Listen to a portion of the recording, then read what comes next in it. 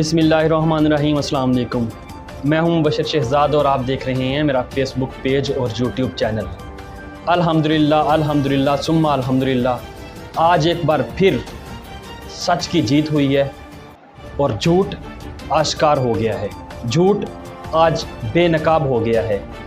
अदालत ने जन्नाटेदार थप्पड़ रसीद किया है उन यूट्यूबर्स के मुंह के ऊपर जो हर रोज़ आकर राग अलापते थे कि ज़मानत हो गई, ये हो गया, वो हो गया। आज दोनों को अदालत ने उनकी ज़मानत जो है वो मुस्तरद कर दी और जेल भेजने का हुक्म दे दिया। ज़हीर और शब्बीर, इन दोनों को सिंध पुलिस ने गिरफ़्तार कर लिया है और अब ये जेल के पीछे निकाह खां है और इसके साथ साथ जो गवाहान हैं उनके साथ अब जेल में ये रहेंगे। इसके साथ साथ एक और बड़ी ख़बर जो मैं आपको बताता चलूं कि ज़हीर की जो माँ नूर बीबी, उसको भी गिरफ़्तार करने के लिए जो बाकायदा सहूलतकारी का किरदार अदा करती रही है, बाकायदा उसको गिरफ़्तार करने के लिए कराची से लाहौर सिंध पुलिस जो है वो रवाना हो चुकी है। इनके लिए अब मैंने कल एक बात कही थी कि केस जो है वो अब अपना रुख जो है वो बना चुका है, उसने किस तरफ जाना है। क्योंकि कल जो चीज़ें हमारे पास पहुंची थी और हमें केस नज़र आना शुरू हो गया था, 90% ये कहा जा रहा था कि कल इनका बचना मुश्किल ही नहीं नामुमकिन भी नज़र आ रहा था। क्योंकि कल मैंने एक बात कही थी, नाजरीन ज़रा वो सुन ले, उसके बाद फिर डिस्कशन को आगे लेकर चलते हैं कि आज क्या अदालत के अंदर हुआ। निकाह खां गुलाम मुस्तफ़ा है और उसके बाद एक जो इसके साथ जो गवाह था असगर, उनकी जानिब से जो है आज ये पटिशन दायर की गई है।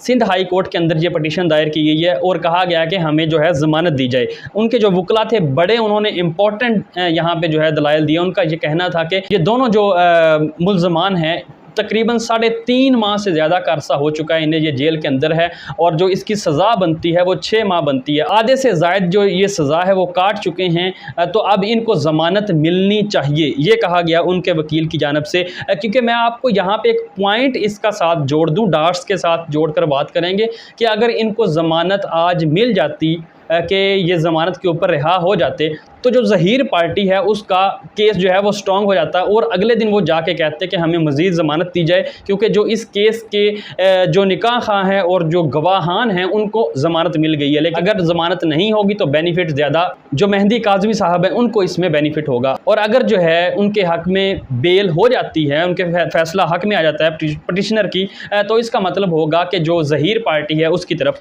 जी नाज़रीन, आपने सुन ली मेरी बात। बेल की मैंने बात की थी, बेनिफिट किसको होगा। आज आपने देखा कि इन लोगों की ज़मानत जो थी वो खारिज हो गई, इनको जेल भेज दिया गया। अब जो है इनके ख़िलाफ़ आगे की कार्रवाई के ऊपर बात करते हैं कि आगे होने क्या जा रहा है। थोड़ा सा नाज़रीन इसका मैं पसे मंज़र बता दूं कि ये वाक़या हुआ कब था। 16 अप्रैल को ये मामलात सारे के सारे सामने आए। ट्विटर के ऊपर एक ट्रेंड चला दुआ ज़हरा के नाम से। उसके बाद इसको मैंने भी सर्च करना शुरू किया कि आखिर ये मामलात हैं क्या। जो इसके वालिद थे मेहंदी काज़मी साहब, उन्होंने कहा था कि ये बच्ची अगवा हुई है। लेकिन फिर हम देखते हैं कि 25 अप्रैल को एक रिपोर्ट सामने आती है हमारे पास और पाक पतन से ये लड़की सामने आ जाती है और ये एक बयान रिकॉर्ड करवाती है पुलिस को कि मैंने शादी की है और ज़हीर जो है वो मेरे शौहर है। इसके बाद जो है ये सारे के सारे मामलात आपके सामने हैं। आज क्या हुआ, आज जो है सिटी कोर्ट के अंदर पेशी थी। ये मैं आपको बताऊं कि कानूनी जंग तकरीबन 4 माह से जारी है। आज जो है सिटी कोर्ट के अंदर एडिशनल जज जो है कराची शर्की, उनकी अदालत में इनको पेश किया गया और इसके बाद इनकी जो ज़मानत थी, क्योंकि ज़मानत के लिए आज इनकी ख़त्म होनी थी तो मज़ीद अप्लाई करना था, वो आज इनकी ज़मानत जो है वो मुस्तरद कर दी है अदालत की जानिब से और इनको जेल भेज दिया गया है। अब अगला मरहला क्या हो सकता है, वो ये हो सकता है कि इनका जिस्मानी रिमांड लिया जाए, तफ्तीश की जाए मज़ीद। लेकिन मैं आपको बताऊं, मुझे नहीं लगता कि इसके अंदर मज़ीद तफ्तीश कोई होना बाकी रह गई है। सब की सब जो सिचुएशन है वो खुलकर सामने आ चुकी है, तो हो सकता है इनको जेल भेज दिया जाए। अब दूसरा जो नुक्ता है वो बड़ा यहाँ पे इम्पोर्टेंट है, वो है MLO का कल फ़ैसला महफूज किया गया था नाजरीन, वो भी आज सुना दिया गया है और ये सबसे बड़ी बिजली बनकर गिरने वाला है इन लोगों के ऊपर। क्योंकि MLO साबित करेगा कि 375 की जो दिफात निकाली थी ज़्यादती की, वो इसके अंदर इंक्लूड होगी या नहीं। चलान के अंदर ये कल निकाल दी गई थी दफात 375 की। अब जो है जैसे ही MLO की रिपोर्ट आएगी, DNA होगा, सैंपल लिया जाएगा, 1 हफ़्ता इसको लगेगा और उसके बाद इनका बचना मुश्किल ही नहीं नाजरीन, नामुमकिन होता जा रहा है। मैंने आपको कल भी कहा था कि जो 264 जो है A उसको जो शामिल की गई है वो दफात किडनैपिंग की है कि किसी को अगवा करना, उसकी सज़ा 14 साल है। इसी तरह से उस जुर्म को छुपाने वाले जितने होंगे 375 जो दफात थी उसकी सज़ा 7 साल है। अब इसको टोटल कर लें आप तो ये तकरीबन सज़ा जो है 21 साल बनती हुई नज़र आ रही है। अब जो ज़हीर है और उसका जो भाई है उनका बचना मुश्किल ही नहीं नामुमकिन नज़र आ रहा है। नाज़रीन, एक बात मैं हमेशा कहता रहता हूँ कि झूठ जो है वो एक दिन बेनकाब हो जाता है। इन लोगों ने क्या कुछ नहीं कहा, इन लोगों ने उस लड़की को जान से मारने तक की कोशिश की और रंग देने की ये कोशिश की कि अगर ज़हीर को मुझसे अलग किया गया तो मैं ख़ुदकुशी कर लूँगी, और सारे का सारा जो इल्ज़ाम है वो मेहंदी काज़मी साहब के ऊपर जाएगा। और मेहंदी साहब के ऊपर झूठे गंदे तरीन लोगों ने, यूट्यूबर्स ने क्या कुछ नहीं कहा। उनकी जो बेगम है उस हवाले से क्या मुगल्लिज़ात बके गए कि इनका शबाब ख़त्म हो गया है। मैं यहाँ पे वो अल्फाज दोबारा से यूज़ नहीं करना चाहता जो टोला रात को आके बैठ के इन हर एक शख्स की, उसने किसी को नहीं छोड़ा। Senior anchor person Iqrarul Hasan के ऊपर जिस तरह से उन्होंने अटैक किए, कॉल्स लीक कर दी, लेकिन याद रखिएगा कि अल्लाह ताला की लाठी जो है वो बेआवाज़ है। वो एक दिन फ़ैसला ज़रूर करती है और उसने आज फ़ैसला किया कि कौन हक़ के ऊपर है और कौन सच के ऊपर है। ज़ुनैरा महम साहिबा, अभी भी टाइम है आपके पास। आपने अपनी शुरुआत की वीडियो में एक बात कही थी, अगर गैंग ये साबित होता है तो मैं पूरी कौम से माफ़ी मांगूंगी। अगर ये गैंग साबित नहीं होता तो इकरारुल हसन जैसे उन्होंने आयशा इकराम के केस में माफ़ी मांगी थी, वो इस केस में भी माफ़ी मांगेंगे। उनका ज़रफ़ तो आपसे बहुत बड़ा था, उन्होंने माफ़ी मांगी थी कौम से।